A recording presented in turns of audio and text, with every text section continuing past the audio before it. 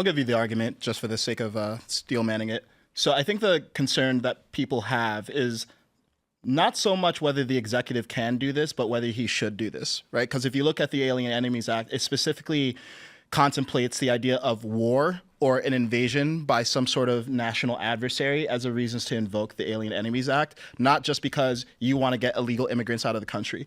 Now, I would counter that the way that Trump is looking at this is, okay, Tren de Aragua and some of these gangs, they're actually sponsored by the Venezuelan government and Maduro. So that would be the reason why he calls it an invasion. But they don't have to be governmental. The Alien Enemies Act covers any organized group. Any organized group, but it's like a nation-sponsored one. So it's an interpretive act at the end of the day, and the concern is how he is choosing to interpret. That said, I think it's healthy to just say, hey, this is actually not the role of the judiciary to decide what the interpretation the executive branch applies to acts like this should be. Because if we do that, then what we have is a bunch of unelected judges deciding what the executive branch's policy should be. And that's just not sustainable, whether you like the executive branch or not. And the check on the executive branch is supposed to be voting, not judges blocking everything that they do because of policy disagreements. So I think there's a healthy check on the judiciary, and we have it. It's long overdue. I think that the laws in our country have been abused for so long. So, for example, illegal aliens have been abusing our laws and abusing our ways of deporting them. Democrats have also been obstructing different laws in the way that we are trying to deport them. So I understand that you think that he's, or at least your argument is saying that he's kind of trying to push the bounds of what this law is saying to try to achieve his goals. But I don't blame him for doing that, given the current political climate and political situation that we're in right now.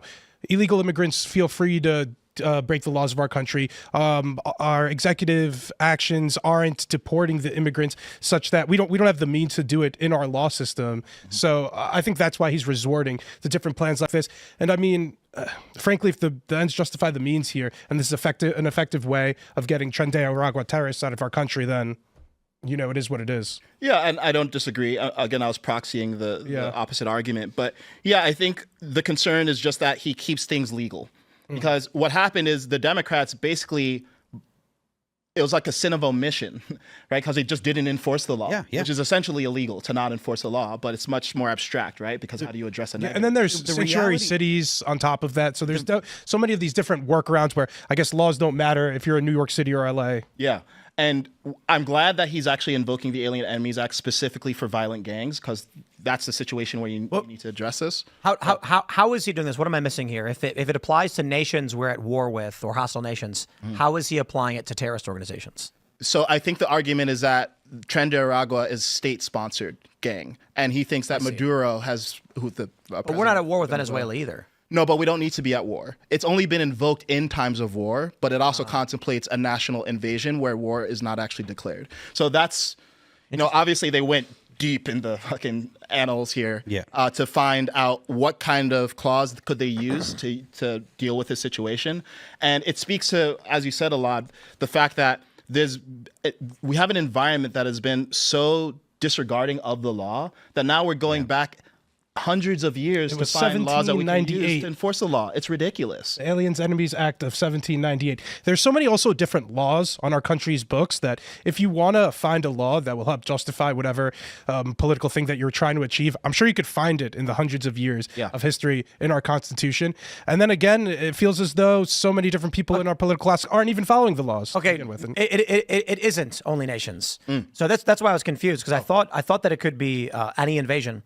So it says, be it enacted by the Senate and House of Representatives of the United States of America and Congress assembled, that whenever there shall be a declared war between the United States and any foreign nation or government, or any invasion or predatory incursion shall be perpetrated, attempt, or threatened against the territory of the United States by any foreign nation or government, and the President of the United States shall make public proclamation of the event, all native citizens, denizens, or subjects of hostile nations or government, being males of the age of 14 years upwards, who shall be within the United States and not actually naturalized, shall be liable to be apprehended, restrained, secured, and removed as alien enemies. It is, let's see, it's interesting. I guess the interesting interpretation is it says whenever there's a war or any invasion or predatory incursion is perpetrated. I think the fact that it's the phrase or the wordage, predatory invasion, or that's really does classify what's going on.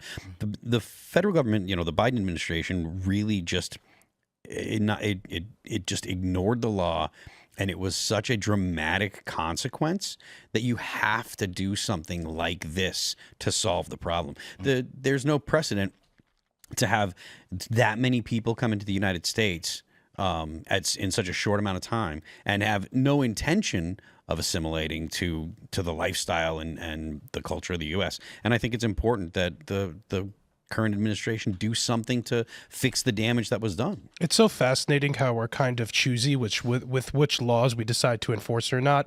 It's also illegal in our country to employ illegal immigrants. I'm looking at the Immigration Reform and Control Act of 1986. I don't think illegal immigrants are having any trouble actually finding legal business too, because we want them on our farms to work there legally, as I understand. I actually asked Stephen Miller about this, and he said that, we're actually we're doing a lot more white work site enforcement.